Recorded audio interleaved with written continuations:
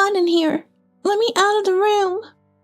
"You can't. I'm about to go shopping. You have to stay here and watch the house," said the grandmother, trying to leave with her granddaughter in the room, but was lightly pushed back into the corner. The 5-year-old little girl, who usually attends a child care center, inevitably has to rely on my in-laws when work comes up on Sundays. It turned out she was left in the care of her grandmother, who, though took her in, seemed uninterested in looking after her. The room the grandmother pushed the daughter into was originally used by the husband. Now it's become more of a storeroom, with nothing for a child to play with. Moreover, located on the second floor with a large window, it feels oppressively hot even with the window open. Today, with a heat stroke warning alert issued, the sealed room exceeded 35 degrees Celsius. The grandmother, having shoved her granddaughter into such a place, cheerfully grabs the air conditioner remote. "Well, time to save some money. Ha ha ha ha ha." Without any hesitation, she presses the power button to turn off the air conditioner. Then, with a loud bang, she closes the door, making sure the daughter can't leave the room, by blocking it with a stack of magazines. I'm Evelyn, 32 years old. I live in an apartment close to my in-laws with my husband Nob, 3 years my senior, and our 5-year-old daughter Harley. My father-in-law passed away less than a year after Harley was born. Currently, my mother-in-law Indiana and my sister-in-law Skylar live in the in-laws' house together. My sister-in-law, who lived on her own in her 20s, returned home after the death of our father-in-law to take care of Indiana. Being close in age, we get along like real sisters. While my relationship with Skylar is good, seeing each other regularly, my relationship with Indiana, the homeowner, could hardly be described as good. The reason is, Indiana dotes on her biological son and daughter, and seemed jealous when I married Nob, as if I stole her son. Moreover, when I was pregnant, as soon as she found out the baby was a girl, she made a displeased face. "Why is it a girl? If it were a boy, I would have spoiled him rotten. What a letdown," she said loudly, as if the unborn baby could hear. I was so shocked I couldn't say anything back. Then Nob said, "Mom, why would you say such a thing? We're about to welcome a new family member. It doesn't matter whether it's a boy or a girl, it's your first grandchild." But Indiana just pouted without showing any remorse, and later, when Skylar found out about it, she came to our house to apologize, saying, "Evelyn, I heard Mom said some terrible things. I'm really sorry." Due to such incidents, not only do I feel uneasy around Indiana, but she also treats young Harley as a nuisance. Nob and Skylar have always scolded Indiana for her attitude towards us, but to no avail, showing no signs of improvement. Since my husband and I both work, there are times when we have to leave Harley at the in-laws. However, given Indiana's usual demeanor, I can't fully trust her. Indiana, who once nearly caused the death of a dog by leaving it in a room with the air conditioning turned off during summer, as told by Nob, doesn't seem to be entirely trustworthy. That time, it was only because my father-in-law noticed immediately and took the dog to the vet that its life was saved, and it later died of old age. Indiana, scolded severely by my father-in-law at that time, didn't seem genuinely remorseful, which makes me worry she might inadvertently cause another mishap. Now, in the peak of summer, even adults struggle with the heat, so naturally Harley, only 5 years old, needs the air conditioning. So whenever I leave Harley at the in-laws during summer, I always make sure to tell them to keep the air conditioning on. Despite my warnings, Indiana always responds with a sigh. "Really? Such a waste of electricity," making me feel unwelcome. It's Skylar who shields me from Indiana's sarcasm. "Mom, don't say that to Evelyn. The cost of air conditioning in the summer isn't a waste. If we're all in the same room, 1 unit is enough. Besides, you leave the electricity on for things you're not even using." "Oh, is that so?" "Yes, it is. Just yesterday, you left the TV on without watching it. And after taking a shower, you left all the lights on in the bathroom and the changing room. If you're going to preach about saving electricity, you should start with yourself." I was aware of Indiana's bad habits, but at this rate, it seems unlikely they'll change. Ignoring Indiana's grumbling, I was grateful that Skylar was willing to happily take care of Harley. Skylar works at a company with almost no overtime and takes the initiative to look after Harley. Harley has been attending a childcare center since she was 3 and isn't frequently left with the in-laws. Given the situation with Indiana, we try not to rely on them unless necessary, but our work sometimes requires us to return home late, and sudden work calls can come in even on weekends. On such occasions, especially on Sundays when the childcare center is closed, we had no choice but to ask the in-laws for help. On a Sunday in late July, both Nob and I had work commitments and had to go to our workplaces. Nob is aware of Indiana's feelings towards me and Harley, and is always considerate. But on this day, we had no choice but to have Indiana look after Harley. Be good at Grandma's house, okay? After seeing Nob off, I arrived at the in-laws' house with Harley. I said this while stroking Harley's head. Okay. Harley nodded quietly, but did not try to look up at Indiana. Though she had always been an easy child, the sight of her obeying my words and entering the house made me feel uneasy. It seemed like Harley, even at her young age, could sense that Indiana did not like her, which was distressing. Indiana, I'm sorry. I'll try to finish work as soon as possible and come to pick up Harley. And since there's a heat stroke alert today, please take care of yourself. Turn on the air conditioning early and stay hydrated. Make sure you drink plenty of water too, Harley. Recently, the maximum temperatures have been exceeding 30 degrees Celsius, but today is particularly hot. Given the heat, Indiana shouldn't skimp on using the air conditioner, but when I reminded her, she visibly frowned. I know that. Having to take care of that child in this heat, I wish you would consider my circumstances a bit. Indiana complained, clearly showing she found it bothersome. I'm sorry. I apologized and decided to finish my errands as quickly as possible to come pick up Harley, then left the in-laws' house. However, I would later regret not being more concerned about Indiana's attitude. 3 hours after leaving Harley, as I was headed to the in-laws' house after finishing work, I received a call on my mobile phone. The call was from Harley. I had given her a child's mobile phone to use in case of emergency before leaving her at the in-laws. Hello, Harley? A sense of foreboding made me answer the phone immediately. Mom? Came back a frail, frightened voice. Hey, when are you coming to pick me up? I'm on my way now. I'll be there soon, so wait for me. I reassured her as I walked down the sidewalk. Please, come quickly, Harley said, sounding somewhat panicked. Something seemed off. When I asked what happened, she fell silent. Fearing Indiana might have done something to Harley, I broke out in a cold sweat despite the heat. And then Harley, Mom, help me, pleaded in a voice close to tears. Realizing this was no minor issue, I hurried to the in-laws' house without getting more details from Harley. Upon arrival, Indiana appeared to be out, as she was nowhere to be seen. Perhaps she had gone out for shopping. However, Harley's shoes were in the entrance, indicating she was still in the house. Since she wasn't on the first floor, I went upstairs and saw a stack of magazines in front of a room blocking the door. This room used to be Nob's when he lived at home. Feeling a bad premonition, I hurriedly moved the magazines aside and opened the door. What followed was a shocking situation. A while later, Indiana came home in a good mood. It was 3 hours after I had left Harley at the in-laws. However, upon seeing an ambulance parked in front of the house and a person being carried into it, Indiana's expression changed instantly. What on earth is going on here? Indiana screamed, running towards us, the family waiting by the ambulance with a fierce look. Nob had just arrived, so the 3 of us, including Harley, were together. Pushing us aside, Indiana shouted towards the ambulance. Skylar! Oh, why? What happened? Yes, the person taken by the paramedics was my sister-in-law, Skylar. Limp and unconscious, Skylar did not respond to Indiana's voice. Why is Skylar in this state, not Harley?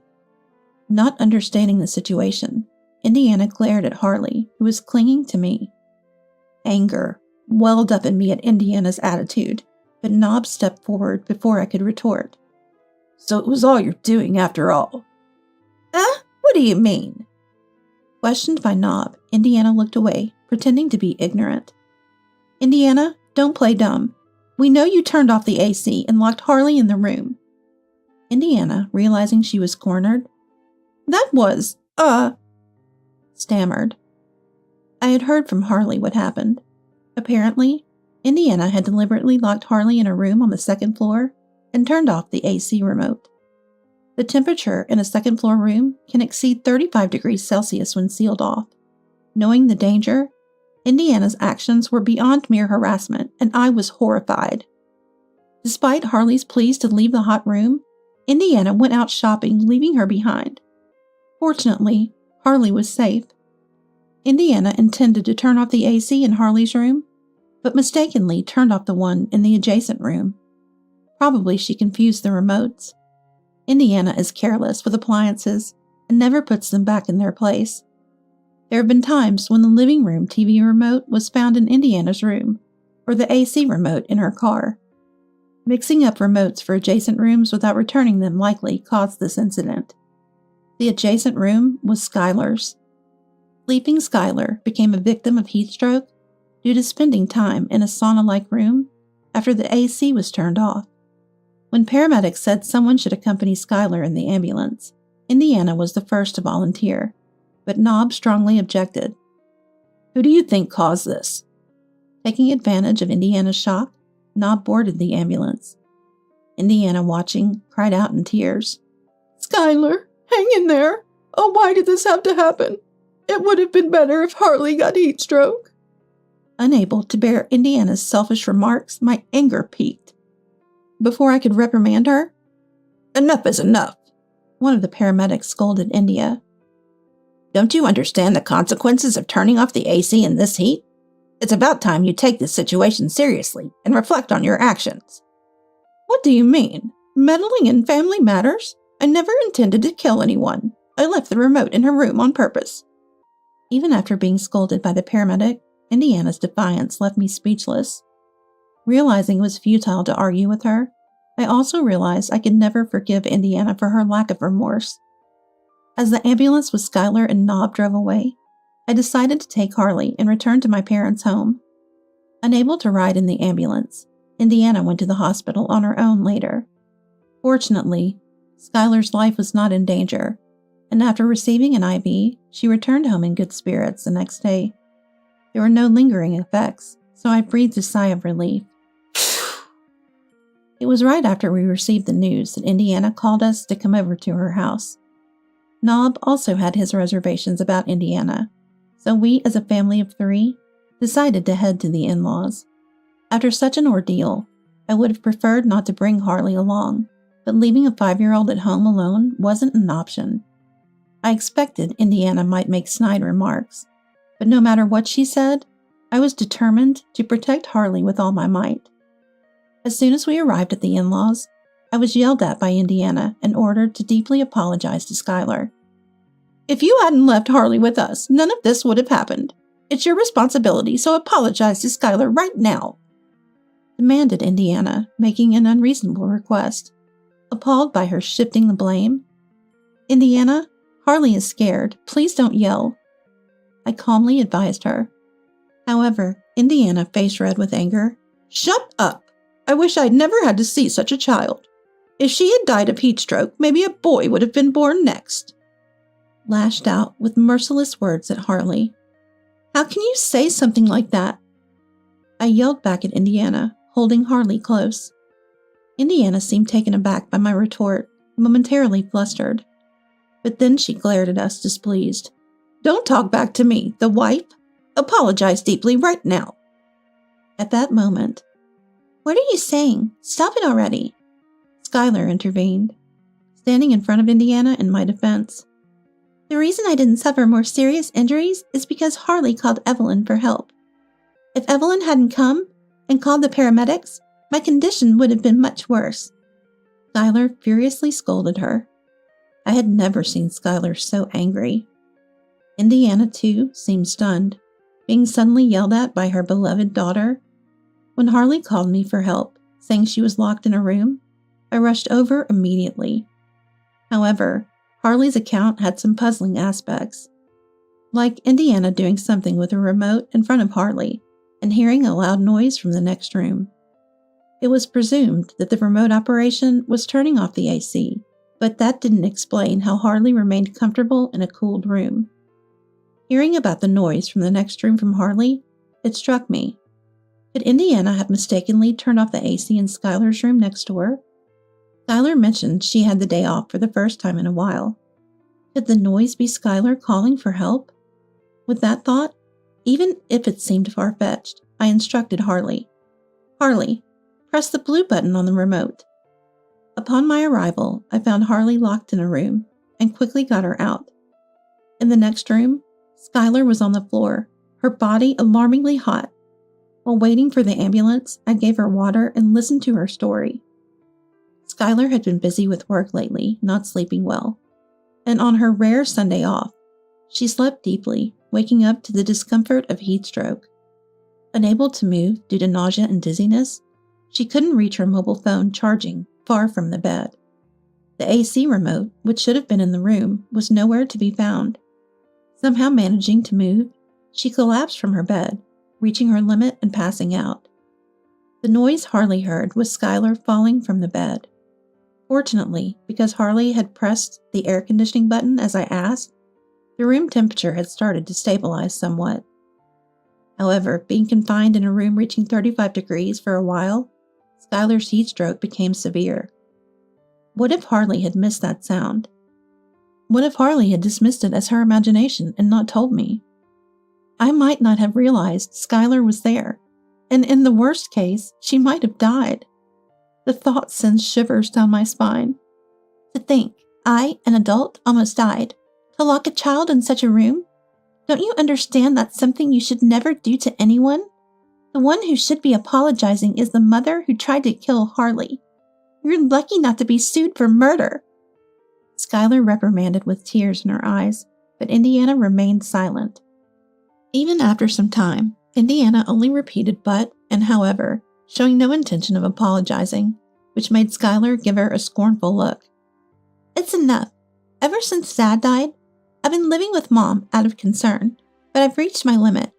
I can never forgive her, and above all, I'm too scared to live with her anymore. I'm going to move out soon, declared Skylar, finally changing Indiana's expression. What are you talking about? I've always cared for you and Nob. You both are my precious family. Indiana protested, turning pale. Who almost killed that precious family? Skylar snapped back, but Indiana, hysterical, slammed the table hard. To Indiana's outburst, aren't we your family too? Or are Evelyn and Harley not considered family by you? Nob asked, his voice shaking with anger. Facing Nob's question, Indiana snorted disdainfully and laughed mockingly at me. Of course they're not.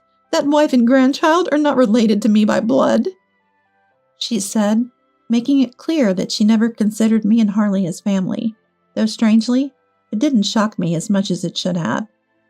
Even if Harley is Indiana's grandchild by blood, I didn't bother to correct her, and Skylar seemed to feel the same, sighing deeply and looking at Indiana expressionlessly. It seems useless to say anything more. I'll pack my things and leave, and after that, you're on your own, Skylar said firmly. Indiana then became hysterical, crying and clinging to Skylar's arm. No, don't decide on your own. You're supposed to live here with me forever. Mom, don't decide on your own. It's time for you to let go of your children. I'm taking this opportunity to cut ties with you. Don't ever contact me again. Skylar firmly rejected Indiana, shaking her off. So, Skylar, Indiana screamed, apparently too shocked, and then ran out of the house. Later, I learned that Indiana had been telling the neighbors she was the victim, spreading rumors that I was to blame for everything. The next day, while we were out as a family, Indiana called. As soon as I answered, I was met with a loud, angry voice, and I immediately wanted to end the call. Before I could ask what she wanted, Indiana started ranting about something that happened that day. Apparently, the breaker at the in-laws' house had been turned off without anyone noticing, ruining all the food in the refrigerator. The freezer contents melted, creating a disaster, and Indiana's awaited drama hadn't been recorded. accusing me of being the culprit in a fit of rage. It was you, wasn't it? How far will you go with your harassment? No, I don't know anything about it. The TV was on when we left, and we haven't been back since. I replied, denying her accusations, but Indiana continued to blame me. You and Harley are nothing but trouble. Just divorce Knob and go. Indiana lost control and even urged for a divorce. It's one thing to be blamed myself, but what did Harley do to her? Believing she had lost Knob to me and letting jealousy take over, she now demands a divorce, the epitome of selfishness. I wanted to scream back, but there were many people around at our current location. Not wanting to cause trouble for my family or those around us, I took a deep breath to calm myself.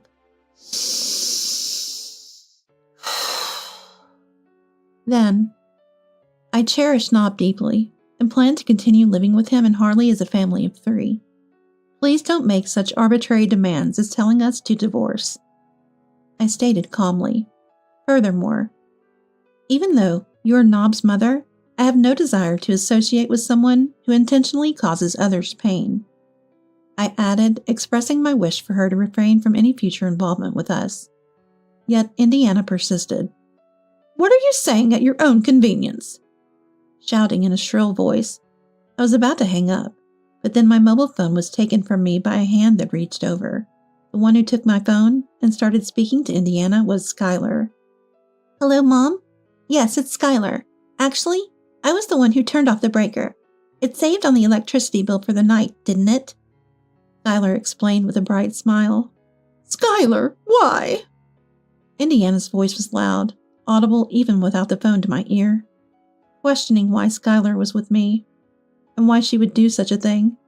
To Indiana's queries, Skylar retorted, I've warned you several times about leaving lights on when you're not using them, demanding others to save while you don't. Even when I was leaving the house, the TV and bathroom lights were all left on. I told you I'd turn everything off to save, and you said it was okay, so I did. It was for energy saving, so it's fine, right? Smiling refreshingly. What are you talking about? That's not okay at all. I have to buy all the groceries again. It's irreparable. Skylar, come back home right now. Whatever. You can just find new ones, right? Maybe you'll find better groceries next time. Since saving electricity is more important to you than human lives, I helped out.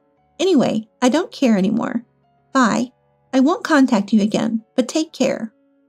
Indiana's screams were still audible, but Skylar ignored them and ended the call. Sorry for talking so long. Skylar apologized as she handed back the phone, and I shook my head. No, it was very refreshing. Responding, It's about time for her departure, isn't it? Take care in the heat. It's so hot these days. I continued, to which Skylar nodded with a smile. Skylar was moving far away today. We were at the airport to see her off. A decision she had made long ago to leave the overprotective Indiana. Skylar chose a distant land, out of Indiana's reach, for her new beginning. Her face was bright as we waved goodbye, knowing she looked forward to her new life. Since Skylar's departure, we've kept in touch, sharing updates. She's enjoying her new environment, living happily every day. Shortly after Skylar left, we moved to a new home. Not disclosing our address to Indiana and blocking her calls, enjoying a much more peaceful life. Knob, too, had been overwhelmed by Indiana's excessive affection, but had refrained from pushing her away because she was his biological mother. However, after the recent turmoil, he decided to cut ties.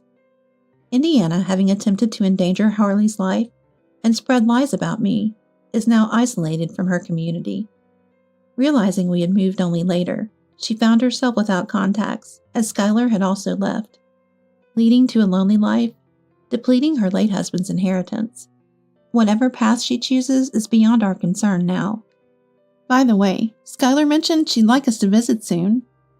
I shared during a recent call with Skylar, who had settled into her new home, and invited us over now that things had calmed down.